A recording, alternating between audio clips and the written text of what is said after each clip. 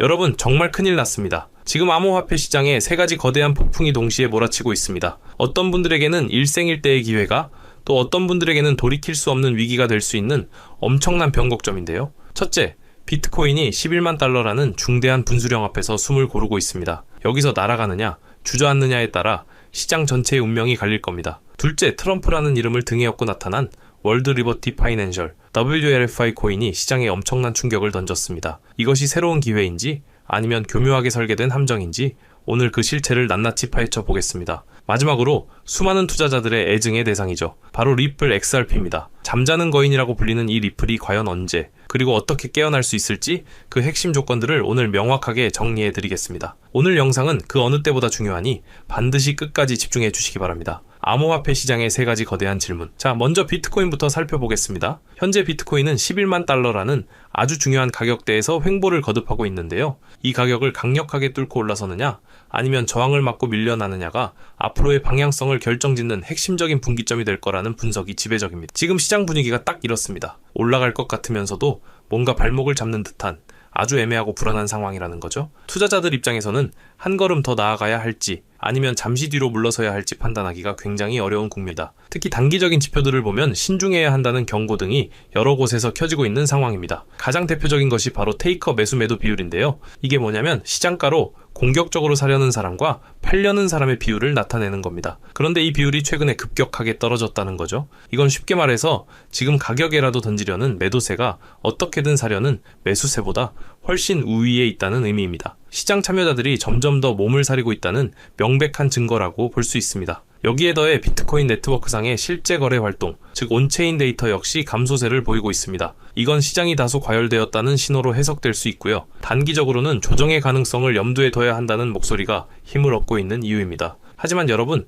이런 단기적인 흔들림에 우리가 집중해야 할 본질을 놓쳐서는 안 됩니다. 비트코인의 초기 투자자이자 전설적인 인물인 다빈치 제레미 같은 사람들은 뭐라고 말하고 있을까요? 그는 단 하나의 비트코인만 가지고 있어도 10년 안에 당신은 엄청난 부를 얻게 될 것이라고 예언했습니다. 하루하루의 가격 변동이 아니라 비트코인이 가진 장기적인 가치와 잠재력을 봐야 한다는 거죠. 이건 단순히 한 사람의 주장이 아닙니다. 월가의 혁신을 이끌고 있는 아크인베스트는 2030년까지 비트코인 가격이 개당 150만 달러, 우리 돈으로 약 20억 원에 달할 수 있다는 파격적인 전망을 내놓았습니다. 그들은 비트코인이 디지털금을 넘어 전 세계 금융 시스템의 근간이 될 것이라고 보고 있는 겁니다. 따라서 지금의 단기적인 조정은 오히려 장기적인 관점에서 비트코인을 더 모아갈 수 있는 절호의 기회가 될 수도 있다는 점을 반드시 기억해야 합니다. 이제 두 번째 폭풍의 핵으로 넘어가 보겠습니다. 바로 월드 리버티 파이낸셜 윌의 FI 토큰입니다. 이 프로젝트는 시작부터 남달랐습니다. 미국의 전 대통령이죠. 트럼프 가문의 도널드 트럼프 주니어, 그리고 암호화폐 시장의 거물인 트론의 창시자 저스틴 서니 프로젝트에 합류했다는 소식이 전해지면서 전 세계 투자자들의 시선이 집중됐죠. 트럼프 코인이라는 엄청난 후광 효과 덕분에 이 토큰은 발행되자마자 시가총액이 무려 74억 달러를 돌파하는 기염을 토했습니다. 그야말로 시장에 화려하게 데뷔한 건데요. 많은 사람들이 트럼프라는 이름값과 저스틴 선의 영향력을 믿고 이 프로젝트가 엄청난 성공을 거둘 것이라는 기대감에 부풀어 있었습니다. 하지만 그 화려한 축제는 그리 오래가지 않았습니다. 진짜 문제는 프로젝트가 출시된 당일에 터져 나왔습니다. 무려 246억 개라는 어마어마한 물량의 토큰이 한꺼번에 락업에서 해제되어 시장에 풀려버린 겁니다. 그 결과는 어땠을까요? 네, 여러분이 예상하시는 그대로입니다. 초기 보유자들은 기다렸다는 듯이 엄청난 양의 토큰을 시장에 내다 던지기 시작했고 가격은 순식간에 수직으로 추락했습니다. 이것이 바로 우리가 흔히 말하는 덤핑입니다. 프로젝트의 성공을 믿고 뒤늦게 뛰어들었던 수많은 신규 투자자들은 이들의 수익 실현을 위한 유동성으로 활용되었고 고스란히 그 피해를 떠안게 된 셈이죠. 화려한 데뷔 뒤에 숨겨진 너무나도 가혹한 현실이었습니다. 이번 WLFI 사태는 우리에게 아주 중요한 교훈을 줍니다. 바로 소수에게 물량이 집중된 중앙화된 프로젝트가 얼마나 위험한지를 명백하게 보여준 사례라는 거죠. 소수의 거대 보유자, 즉 고래들이 언제든지 가격을 마음대로 쥐고 흔들 수 있는 구조에서는 일반 투자자들이 절대적으로 불리할 수밖에 없습니다. 그들이 수익을 보고 빠져나가기로 마음먹는 순간 우리 같은 일반 투자자들은 그들의 출구 유동성, 즉 탈출을 위한 발판이 되어줄 뿐이라는 겁니다. 이런 구조는 프로젝트 자체의 신뢰도를 떨어뜨릴 뿐만 아니라 탈중앙화를 핵심 가치로 삼는 블록체인 생태계의 거버넌스 자체를 왜곡시킬 수 있는 매우 심각한 문제입니다. 당연히 이런 비정상적인 프로젝트는 규제 당국의 집중 감시 대상이 될 수밖에 없겠죠. 이제 마지막 주제, 리플로 넘어가 보겠습니다. 리플은 정말 많은 분들이 오랫동안 지켜보고 계신 코인일 텐데요. 최근 몇 년간 리플에게는 정말 많은 호재가 있었습니다. 길고 길었던 SEC와의 소송이 사실상 승리로 마무리되었고 전 세계 수많은 금융기관들과의 파트너십도 계속해서 확대되고 있죠. 그런데 이상합니다. 이렇게 좋은 소식들이 계속해서 들려오는데도 불구하고 리플의 가격은 투자자들의 기대만큼 폭발적인 상승을 보여주지 못하고 있습니다. 도대체 왜 오를만 하면 주저앉고 갈만 하면 미끄러지는 걸까요? 수많은 투자자들이 리플은 도대체 왜 오르지 않는가?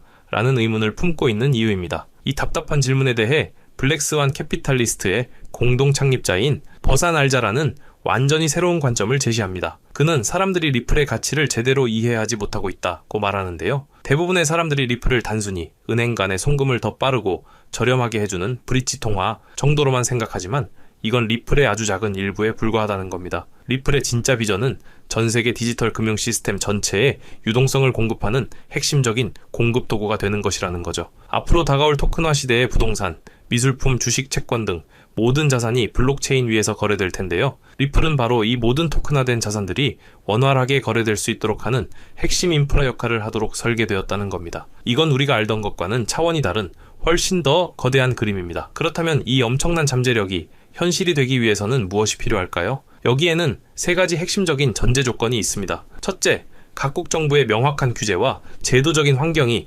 반드시 확립되어야 합니다. 금융기관들이 안심하고 리플 네트워크에 참여할 수 있는 법적인 토대가 마련되어야 한다는 거죠. 둘째, JP모건, 뱅크 오브 아메리카 같은 거대한 금융기관들이 소극적인 테스트를 넘어 본격적으로 리플 네트워크에 참여해서 막대한 자금을 움직여야 합니다. 마지막으로 가장 중요한 것인데요.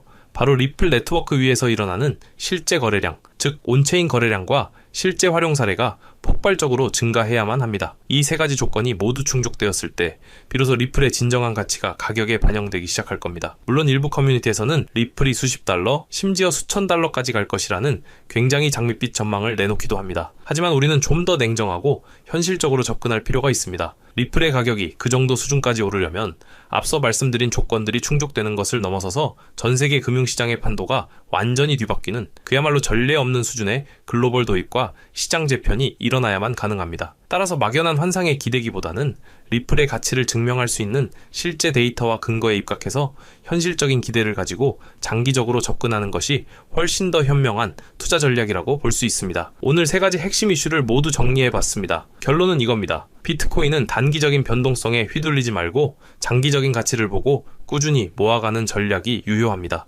WLFIO의 가치, 특정 인물이나 소수에게 지분이 편중된 프로젝트는 항상 중앙화 리스크와 덤핑 위험을 경계해야 합니다. 마지막으로 리플은 막연한 기대감보다는 규제 환경이 어떻게 변화하는지, 대형 기관들이 실제로 얼마나 참여하는지, 그리고 실제 사용량이 얼마나 늘어나는지를 꼼꼼히 체크하면서 투자 결정을 내려야 합니다. 결국 성공적인 투자의 핵심은 외부의 소음에 흔들리지 않고 철저한 리서치를 통해 자신만의 원칙을 세우고 지켜나가는 데 있다는 점을 꼭 기억하시기 바랍니다. 오늘 준비한 소식은 여기까지입니다. 오늘 영상 유익하셨다면 구독과 좋아요 한 번씩 부탁드리고요. 저는 다음에 더 좋은 정보와 소식으로 찾아뵙겠습니다. 여러분의 성공적인 투자를 기원합니다. 감사합니다.